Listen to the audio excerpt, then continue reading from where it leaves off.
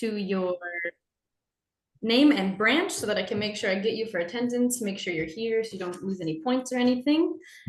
And I just started recording, just so you know, we're recording this for safety purposes and just to be able to look at it later if you guys miss something or need something, because it's hard to take notes for an hour. But I will get started. Can everyone see my screen? Yes, Yeah. cool, thumbs up, awesome. Great, and then if you could also mute yourself so that we don't have any feedback or anything, that would be great as well. But we'll get started.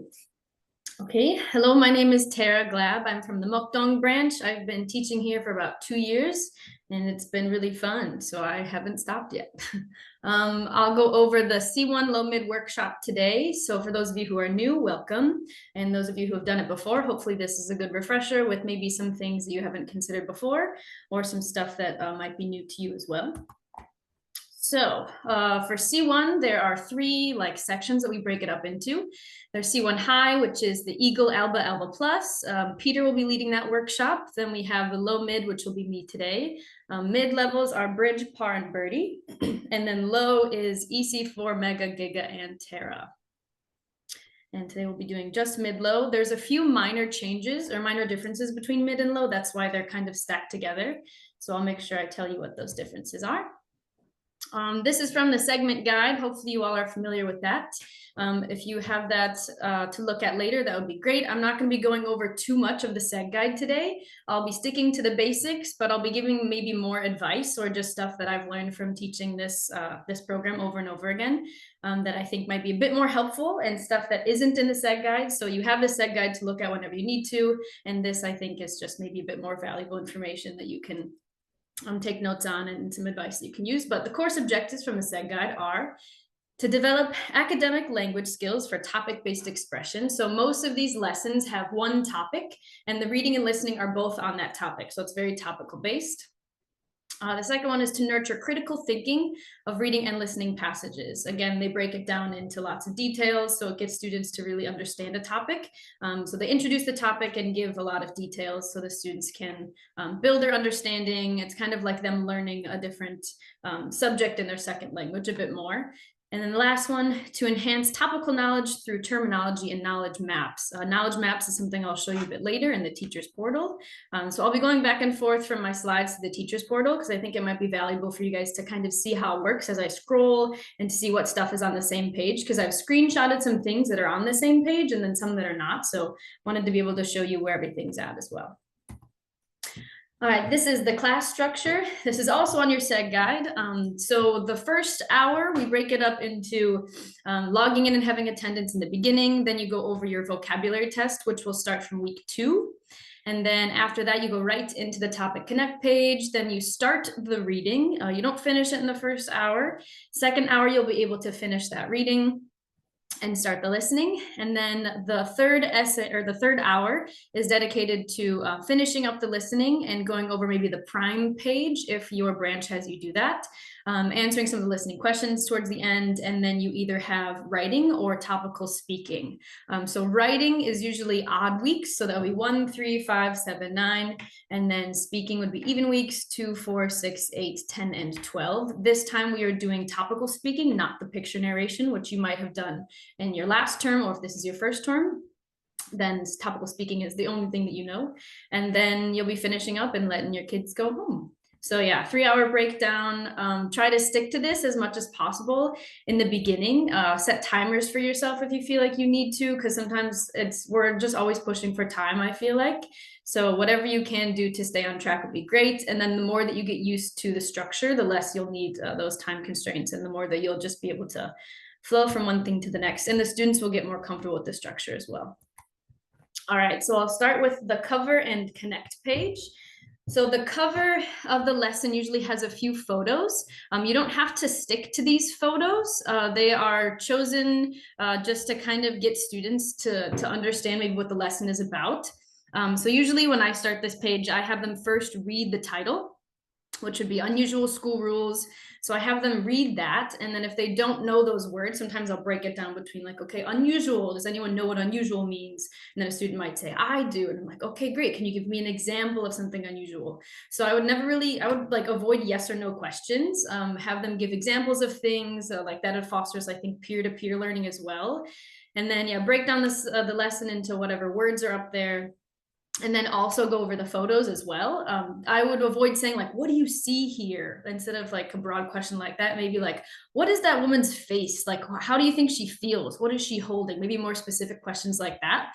And then maybe you can ask if they think it's a teacher, like, do you have a favorite teacher? But I would avoid spending too much time on the topic page, because obviously through the listening and the reading, you'll be digging into it a bit more. So prep some warm-up questions to build interest and see what students know already. Especially with these beginning pages, I think it's really important. I wrote it toward the bottom for my extra advice, but to show and to not tell. Don't just say unusual school rules. This lady is a teacher, right? Like, let them tell you. Show, don't tell. You can also prep some media cards like photos or videos. I showed the little orange button that is the media card button, where you can either upload something that you think would be valuable, or you can look through past teachers' media cards as well, which I think is really great for prep, to see what people have used in the past.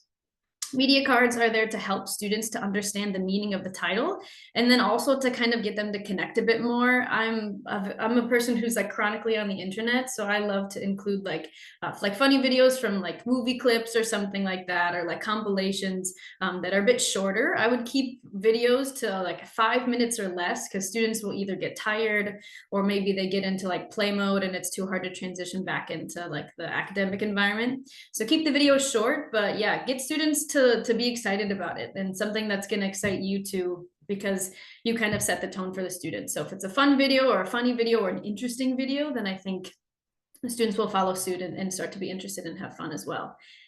After the cover page, you go into the connect page. So again, this is all before the reading. You're just trying to get kids or get the students interested in the topic and starting to understand it as well, so they have less questions when they're doing the reading and listening. So for the connect page, you'll review some of the terms on the page. You'll go over those 4. Again, you can add media cards for each of those.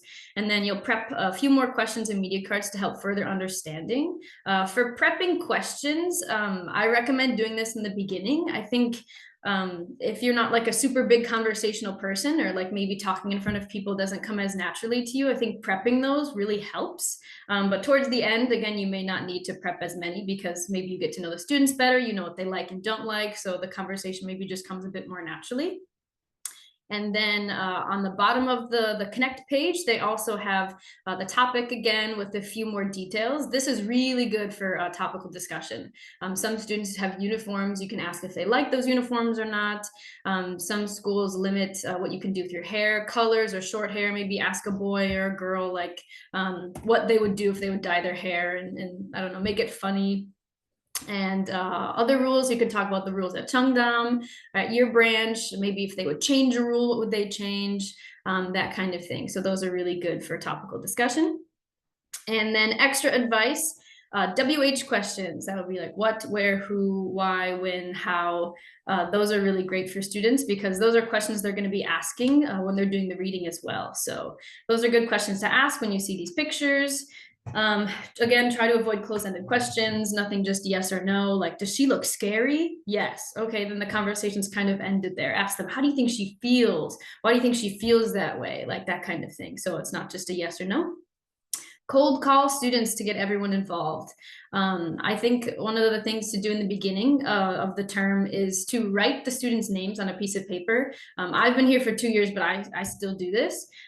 So I want to make sure I'm getting like every student involved, not just to cover my bases so that I like, I don't know, I'm like following all the rules, but like I've grown to genuinely want to hear what the students have to say. So I think it's really valuable for us to like build those relationships with the students as well, and for every student in that room to know that you care what they have to say. So if you want to, you can check off when you've called on them. You can relook at your paper. If you're like thinking of asking a question, or there's a question you've prepped, you can look through your list really quick and be like, oh, I haven't talked to Jerry in a second, so maybe I'll ask Jerry this next question, something like that. So you're making sure all students are getting involved. And then show, don't tell, I kind of explained that already as well. Okay. Next page after this, so this is the third page in the textbook. This is called Activate. So this is all about the vocabulary that they're going to be introduced into. This is one thing where there's a difference between the mid and low level. The low levels have sentences to fill in after you read the words. So in the top, everything will kind of look like this through like low, mid, and high. They give you a few vocabulary words to look at. And then kind of like similar to their workbook, they'll give you a word next to it, kind of like a word family so that they understand the word in context. There's a few ways you can run this page, kind of whatever you like. I know that a lot of teachers here usually prep the media cards for this page as well. This is another thing where I would say show, don't tell. Before you show the media card, try to see like if they know the word, if they can use it in a sentence. And you can also, there's a function on the Smart Textbook where you can actually have them all circle maybe which words they don't understand. And there's a way to capture that part of the screen where you can see like what's been circled the most. If you have trouble with that or that doesn't make sense, then you can also just proctor and walk around and see what they've all circled, and then spend more time on those words, because the reading and the listening, especially in the beginning, are going to take so much longer than you think.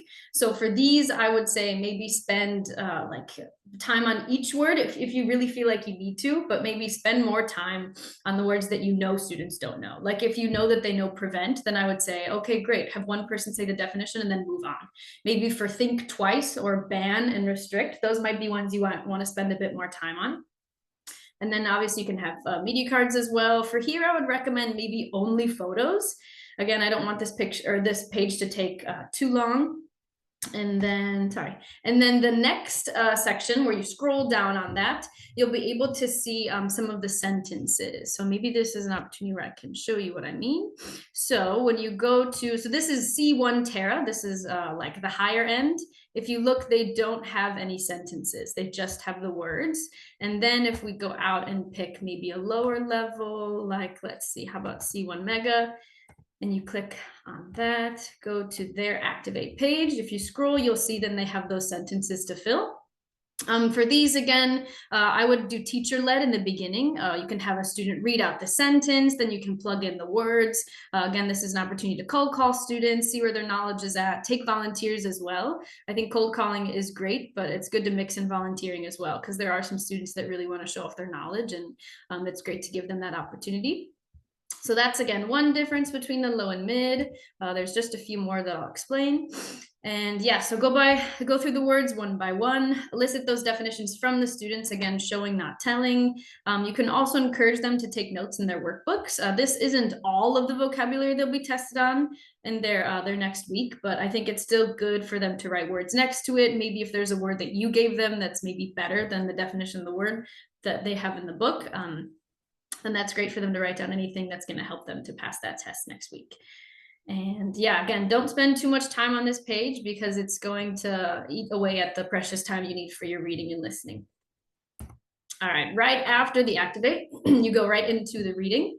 This is where you're probably going to spend most of the time during the class. So there is a Cheongdam pizza, if you have not heard about this yet, hopefully you have. This pizza is basically a breakdown of reading skills for students. So I like to introduce this before every reading, whether it's week 1 or week 12. I think it's really good to hone in on the repetitiveness of these skills because I think it's a really good test-taking strategy to continue the repetition.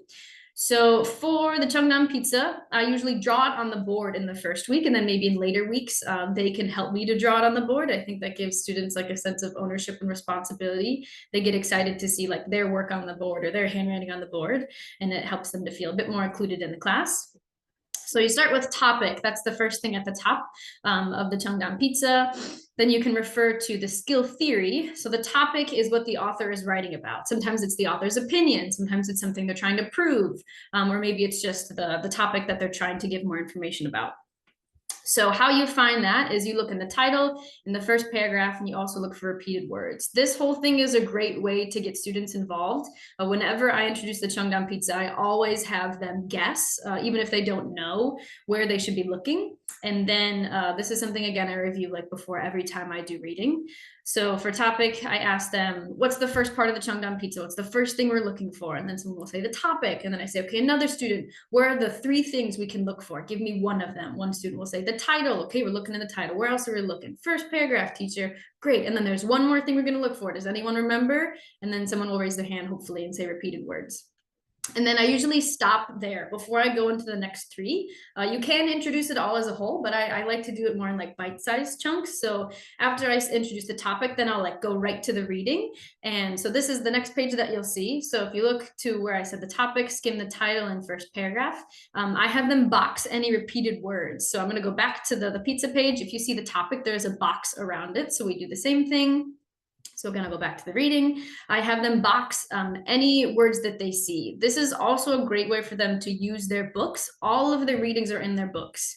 I usually use the eyes on teacher function to encourage them to write in their books. That's kind of like not an option in my classroom. I'm like, your parents bought you these books. They're so expensive and beautiful. We need to use them.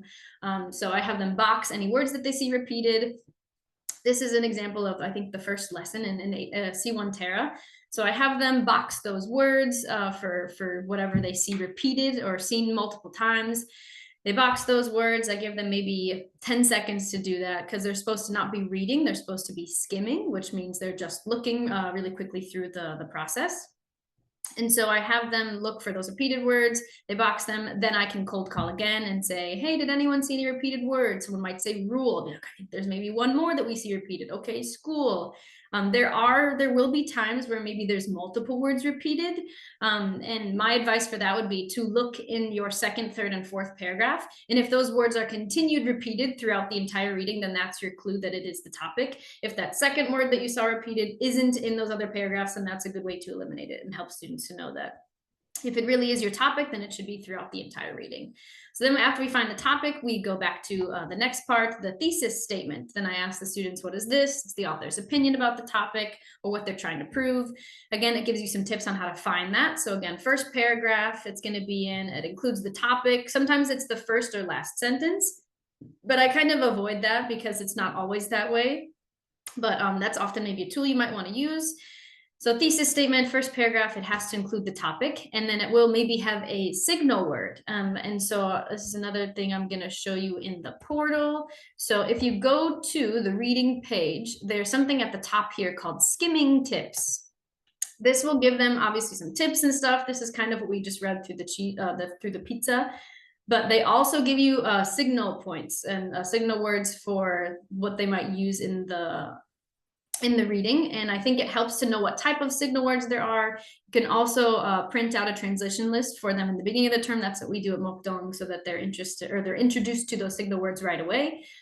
So you can run through these a little bit. Again, don't spend too much time on this because you're going to need a lot of time for the reading, especially in the beginning of the term. But I think it's good to show them this so they're introduced to signal words like however. This is one that they're going to see all the time. So lots of listing transitions for them there. And then go back to the PowerPoint. The next part, again, we're looking for the thesis statement. So there's one more thing that I like to include beyond the signal word and the topic, and it's something called a magic number. This I found is another really good tool for students to find things quickly and to help them predict the rest of the passage. So I've double underlined it here. We found our signal word. Usually I have them circle any signal words. For annotating, we always box the topic, circle those signal words, and double underline the thesis when they think they've found it. Again, they should be writing all of this in their book as you're writing it on the board. And so they circled those signal words, and then we look in those sentences to see if our topic is there. So again, we've got two sentences that have a signal word and our topic. The difference between those two sentences is that I would look for maybe something that looks more like an opinion than a fact. So if we look at that first one, usually school rules make sense to most people. Okay, that seems like a fact. Again, it's very general. Most people, it makes sense. And then the next one, however, there are some school rules that can seem unusual. So that's where it starts to be more of an opinion. It seems unusual. So then you can double underline when you feel like you've found the thesis. Again, another opportunity to cold call students. One more thing that I can show you in the portal is that there should be a light bulb. This will help you to clarify if you found the correct sentence.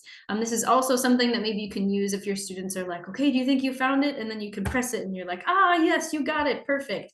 Try to avoid showing them the bottom part though, because then it kind of reveals the main idea before they've looked for it. So that can help you. Other things, some WH questions to look at, like look at the title, find the topic. That's kind of part of the pizza that we've looked at. So those are some extra tips to help you if you'd like to use them. And then the magic number. So this is the other thing I wanted to introduce. So the magic number is something in the thesis statement that's going to help you predict the rest of the passage. It's basically going to give you your main ideas. This is how it's going to help them. So you look through your thesis statement and you try to find something that is some sort of number word.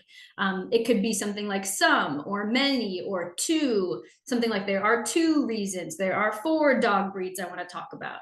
But sometimes it could also just be a plural noun, something that you can list. So obviously in this one, I put the stars next to school rules. So there are some school rules. So I think that whole sentence, that whole like 3-word phrase could be the magic number. So some school rules that can seem unusual. So we know that each main idea is going to be a school rule. And this is something I like drill into the students as well. I'm like, okay, we just found one of our main ideas. What's it going to be? A school rule. Then that kind of teaches them to look for the word rule. Like if you look in the first paragraph, it's in one English school, there is a rule that restricts the number of friends you can talk to at the same time. So looking for that word helps them. Next part we'll move on to is the main ideas. So main ideas are supposed to support the thesis statement and answer a WH question about the topic. So if the thesis is there are some school rules that are unusual, you might say what school rules? This is another thing you can cold call and have students predict as well before they go into it. And once you find the main idea, you'll underline that once. Again, if you use that tool in the teacher's portal, it will show you once you've found the main ideas. It doesn't show you the details, but it does show you the main idea. So that's another tool you can use in your prep to help you. And then moving on to major details. I like to squiggly line these. Some teachers like to dotted line these, like you see here for it says major details. Kind of whatever you want, as long as it's something different, that's okay. The major details will support the main ideas. It will answer again a WH question about those main ideas. So we're looking at looking at our main idea here. In one English school, there is a rule that restricts the number of friends you can have at the same time or talk to at the same time. You might want to look for things like, well, how many people, or like what time. So I would try to quantify those things with WH questions so that they can answer that main idea question and then find that detail. Extra advice, again, I would say use the eyes on teacher function, because that's going to encourage them to annotate in their books because they can't see it on their tablet. They can only see it on the board.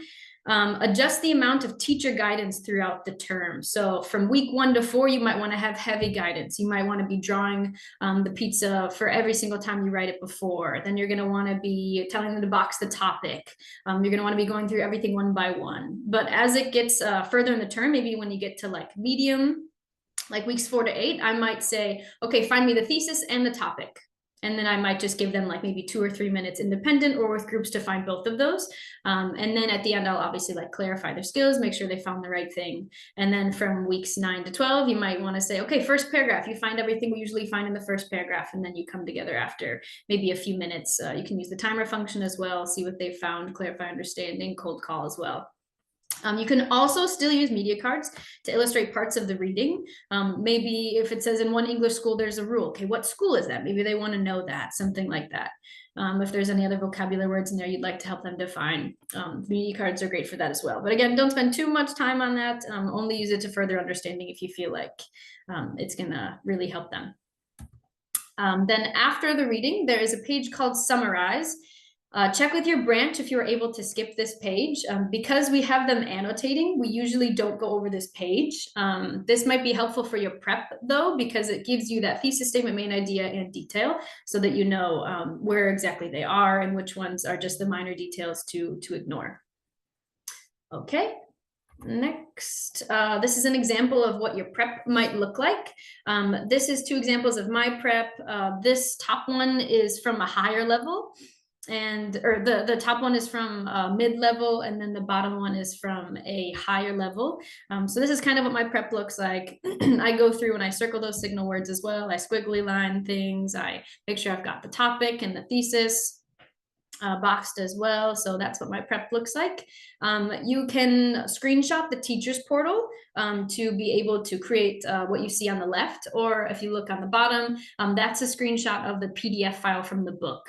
So whichever one you'd like to prep. If you'd rather just write it in a notebook, kind of like the summarized page has too, that's great, but make sure you are prepping. That's how you can make sure that class runs as smooth as possible.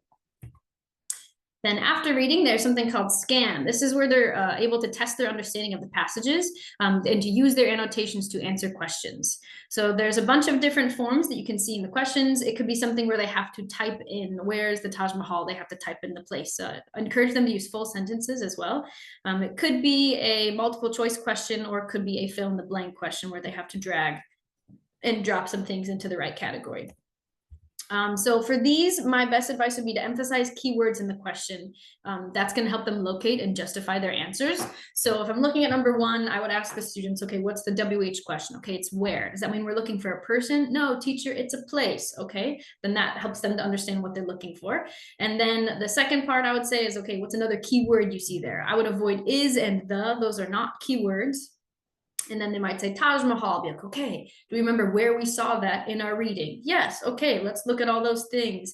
And then once you locate it in the passage, you'll be able to find the answer, what the place it's in, what country or city that they might be looking for. And then again, this is another thing you can adjust your guidance throughout the term.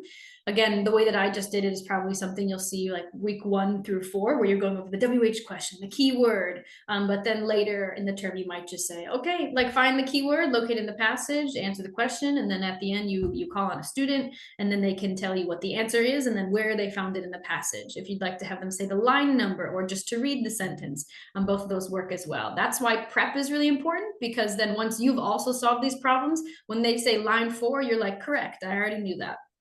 So that's why prep is really helpful.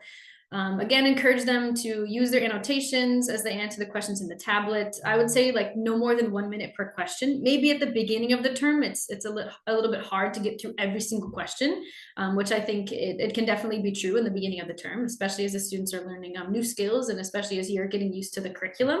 But then maybe later on, like no more than 1 minute per question, because again, you still have listening and those reading questions or listening questions as well, and then the writing or speaking. Cold call students to justify their answers as well.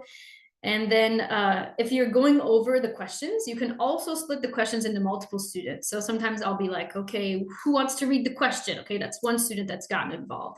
Next student's going to find the keyword in that question. And that also like kind of like encourages them to pay attention as well, because then I'll be like, okay, what's the keyword, Jordan? And then he'll be like, what question are we on? And I'm like, oh, you should have been paying attention.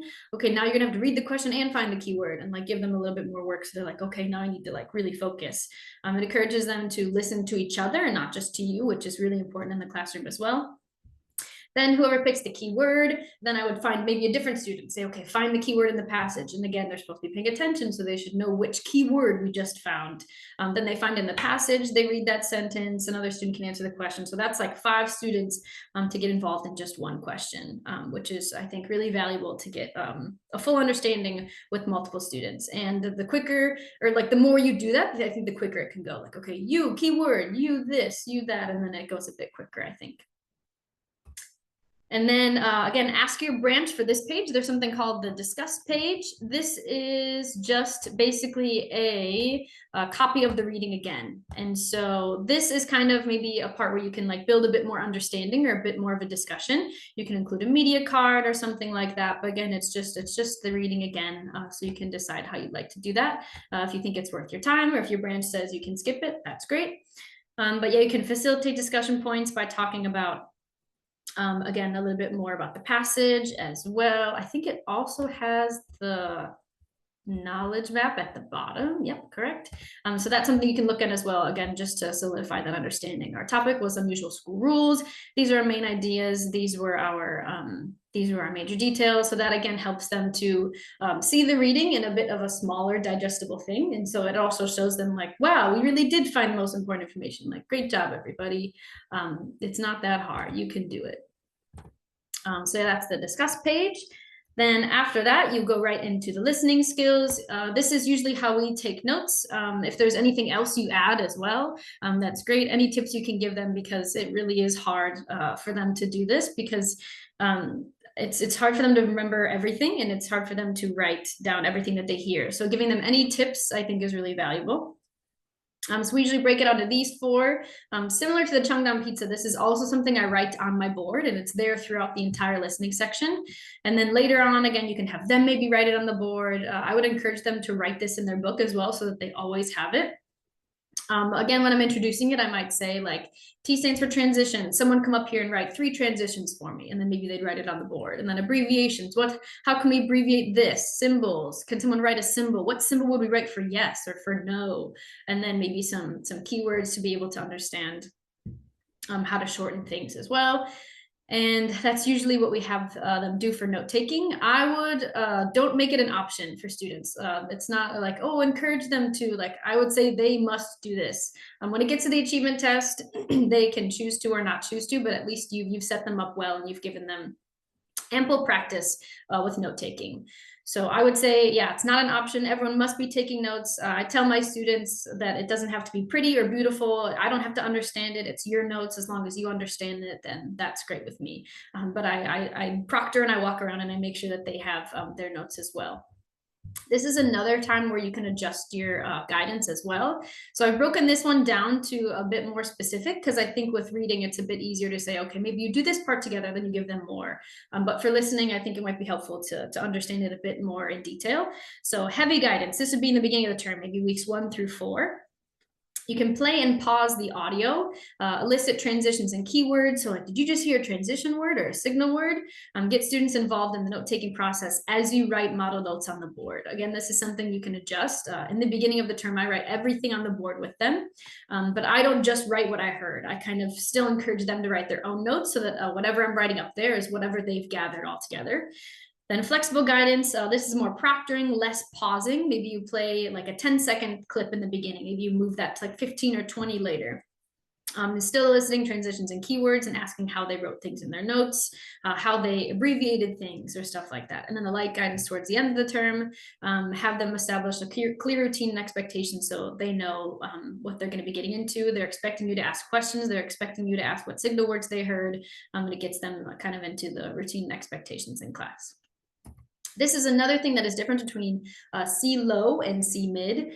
So for C low, they have different sections of the audio. Again, it's just parts. This is listen to the first part of the discussion and fill in the blanks. They can also still be taking notes in their workbook, even though they have the full sentences in their book. So you're playing selected parts of the audio and you're filling in those blanks. This is where the students are typing into their tablet as well. If they're really low level and you feel like they need a ton of guidance in the beginning of the term, that's totally okay. You can read those sentences before, so the students really know what to listen for. Later weeks, you can use the eyes on teacher function and then give students guiding questions to listen for. So instead of saying, okay, we have this sentence, did you notice the blank on your way to school today? We're like, okay, you can ask them, they noticed something. What did they notice? So that kind of thing where you're proctoring, or you're kind of holding back and paraphrasing a little bit and asking for guiding questions. And yeah, always encourage them to take notes. Again, you can cold call students, have them share their answers. What did you write down? That kind of thing. Then for mid, it's a bit more in mid. They have fill in the blanks as well still, but they also have typing in answers towards the end for comprehension, or towards the beginning for comprehension.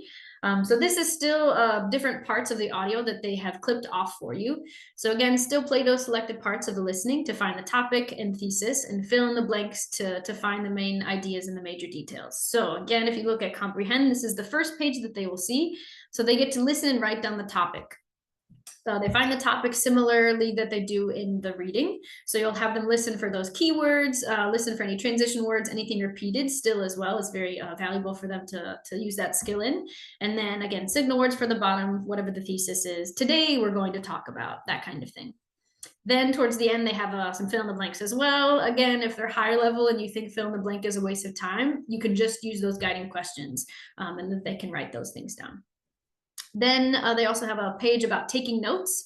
This is kind of similar to the summarize page that we saw in the reading. Again, if you skip this page because your branch doesn't feel it like it's a necessity, that's okay as well. But check with your branch which pages you need to facilitate so you make sure you're staying in line with what's expected. This is also great for prep because if there's an answer button on the bottom, you can hit that and then it will come up in red what the major details are. So also still great for prep.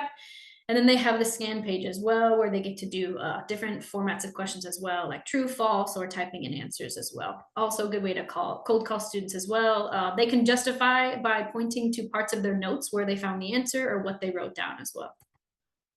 This is an example of what I was just talking about, where you can hit that answer button and it'll give you the red fill in the blank answers.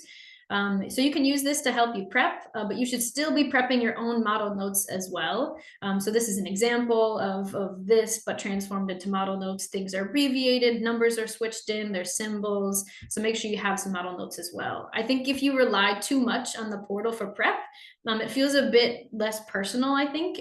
I think when I look at how my students are trying to solve problems, I try to think of how I would solve them as well, or how I solved them during my prep, because then I think I can give them a bit more personalized advice that's more helpful. This is another thing that you may or may not have to do at your branch. It's the prime page. So this requires students to use their listening notes to paraphrase and summarize information. The better the notes are, the better score they get. So they're paraphrasing using transitions, stuff like that. If they've never heard paraphrasing, you can do a few activities to get them to understand that. Basically just shortening sentences, restating ideas, using different vocabulary words and synonyms. All right, so getting into the end of class, this is where like your last 30-40 minutes should be. So switch off again between writing and speaking. For writing, this is the general structure we try to stick to. We should be hoping for 4-paragraph essays. With low levels, it's a bit more tough. If you want to shorten that to 1 body paragraph, that's also okay, especially in the beginning of the term. But yeah, here's a breakdown of how we do it. So for the introduction, the first sentence should always be a hook, an interesting sentence about the topic.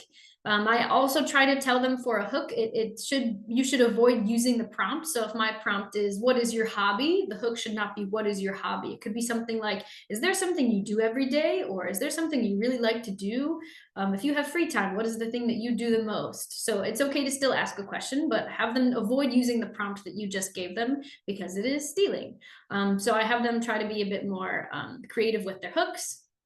Then they need an opinion statement.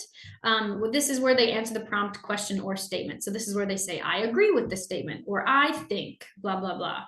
Then they need a transition sentence at the end. I have 2 reasons to support my opinion. Make sure they're using TWO, not the number 2.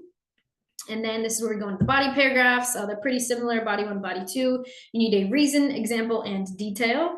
So the reason, encourage them to start with a transition and also to indent the first line of their paragraphs. I have a lot of students who just cannot remember to indent. So try to drill that into their brain, using a beginning transition word, giving their first reason, then an example followed with another transition, for example, to illustrate, stuff like that. Then they give a detail that is, again, the reading skills, where details are usually an answer to the WH question. It's similar here.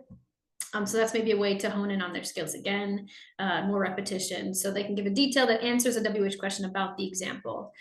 So if my reason that soccer is my favorite sport is because you can be healthy, for example, you can run and jump, and then a detail might be, which one is my favorite? Well, when I'm playing soccer, I like to kick the ball. That's my favorite thing to do. Body paragraph 2, paragraph 3 should be the same. And then conclusion, you're restating your opinion statement. So you're saying, in conclusion, I agree with this statement, or in conclusion, I think. And then you try to get them to add just a little bit more to their conclusion. So it's not just one sentence. So a final or future statement, it could be final thoughts, could be a call to action. In the future, when I'm 80 years old, I will play soccer, or you should try to play soccer and be healthy as well. So encourage them to use those things. Those are things where they might need teacher examples a bit more. For hook as well, for hook and final or a future statement, sometimes it might be valuable in the beginning of the term to just brainstorm one together that everyone uses. And then as weeks go on, you can have them choose their individual ones. Some extra advice for this thing, I would say writing an essay together on the first day to set an expectation isn't a bad idea, especially with my lower levels. I'll do this with them. So we're brainstorming the entire thing together. I'm writing it on the board, and they're writing it on an essay paper. And then in the following weeks, they'll have chances to show off their own skills as well. Also, you can brainstorm ideas on the board before writing. So you might say, okay, what are some hobbies people have? Why are people doing these hobbies? Maybe where is it better to live, a cold place or a hot place? And so you can give them some options so that they're in the beginning, maybe just focusing more on organization rather than coming up with those details. And then once they get the indenting and the transitions down, they're able to start to be a bit more creative. The next part is speaking. This is topical speaking. And again, this is where they'll switch off. This will be all the odd weeks. So for speaking, this is the structure. So the first one is usually an opinion statement. In my opinion, I think, or I agree or disagree with the statement. Then you have a transition, same thing as writing. I have 2 reasons to support my opinion. And then they go into their reason and details. So reason 1, to begin with, detail 1, this is because, or for example, and then sentences 5 and 6 will be the same, just a repeat of their next reason. And then their sentence 7, restate opinion for these reasons, I think. For these, I would pay attention to the timing. Try to figure out what level you have and maybe how much time they have for the achievement test. You can consider starting by giving them maybe like 30 more seconds than that, and then slowly trying to reduce that so they get more comfortable with the time limit that is the achievement test. After they do this, make sure you give them feedback. Maybe the reasons weren't strong enough. Maybe they forgot transitions. Maybe they didn't speak in full sentences. Maybe they need to work on their timing. Maybe they gave too many details and they need to shorten it. So make sure you're giving feedback always after. And if they have a hard time picking reasons, here's 5 really easy ones to pick from that I think make it easier for students to think quickly. So the reasons you can pick from are money, entertainment, education, health, and environment. So if the question was something like, is it better to live in the city or the countryside? You could say, to begin with, cities have better education. This is because there are more academies. Again, that's it. Then they just move on to their next reason. And it's a bit more quicker and more streamlined, so they're able to stay within the time limit. Extra advice, tell students to not worry about being creative. Pick the question that is the easiest to answer. Again, this is for timing as well. And it's okay to lie as long as it's believable. Like maybe their grandma lives in the countryside, maybe their grandma doesn't live in the countryside, and that's just something that they can say, which is believable or not believable. And then based on that experience that they have, or maybe they have a friend whose grandma lives in the countryside, and they can say, my grandma lives in the countryside, but they know some sort of piece of information that might support whether or not it's better to live in either place. So again, lying is okay as long as it's believable. Pick the easiest question. They don't need to be creative. They just need to get it done and have strong reasons. Homework for C1, they have 2 parts. So the first one is the vocab review. They have to write the vocabulary words a certain amount of times. So make sure you're checking this at the beginning of class while they're studying for their vocabulary test. If time permits, in the first 5 to 10 minutes after you've checked their homework, you can help them study. Maybe you can say the English word in the book. They can have them say the Korean word if you can read Korean, or if not, you can just trust that they're saying the correct word. You can also have them give you sentences. You can have them give you the synonym. You can also go over what their homework looks like. Maybe you could screenshot their collocation vocab from their iLearning, but really you want them to pass. I think this also shows them that you're really on their side and you're committed to their improvement and to their success. So yeah, help them to study if time permits. The second section for homework is their iLearning. Not every branch or franchise has this, so it's okay if you don't. This is a series of vocabulary, writing, reading, listening, and speaking exercises. You can check your students' completion and scores on the MERP. You just go to class on the left side, then management and portfolio, and you can see their scores. You can see whether they're improving. Maybe there's something they need help in.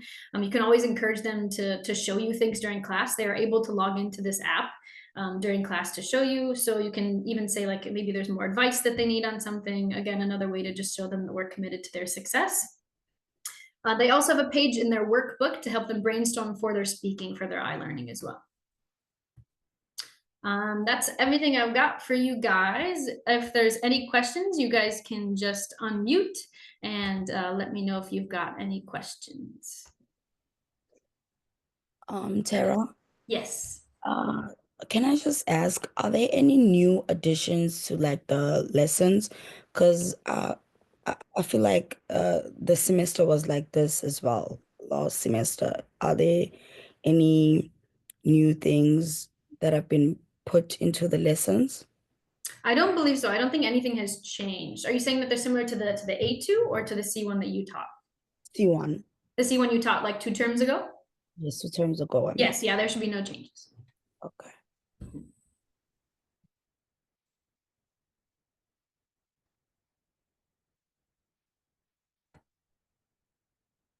Any other questions? All right. Well, my email is at the top. I can go to my title page. If there's any questions that you have, again, you can reach out to your TL or to your management, FM or BM or whoever's there to support you if you feel like you need some extra information. And then if not, you can also email me and I can help you to answer some questions as well. All right, last thing I need from you guys is for you to fill out this survey. So I'll put it in the chat and then you can take it. And then once you have finished, you can log out and enjoy your morning. So I'll send that for everybody. There you go, should be in the chat. So you can just click on it, take the survey, and then you're free to go once you're done. Thanks for your attention, everybody. Have a good morning.